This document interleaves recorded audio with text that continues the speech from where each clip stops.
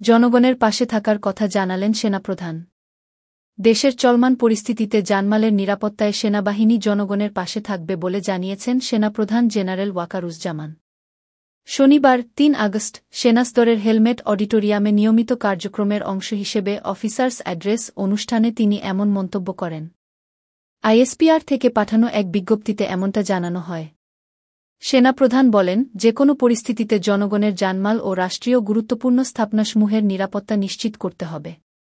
বাংলাদেশ সেনাবাহিনী দেশের জনগণের আস্থার প্রতীক। জনগণের স্বার্থে এবং রাষ্ট্রের যেকোনো প্রয়োজনে বাংলাদেশ সেনাবাহিনী সবসময় জনগণের পাশে আছে এবং থাকবে। এ সময় সামাজিক যোগাযোগ মাধ্যমে চলমান বিভিন্ন গুজব সম্পর্কে সচেতন থাকারও পরামর্শ দেন সেনাপ্রধান।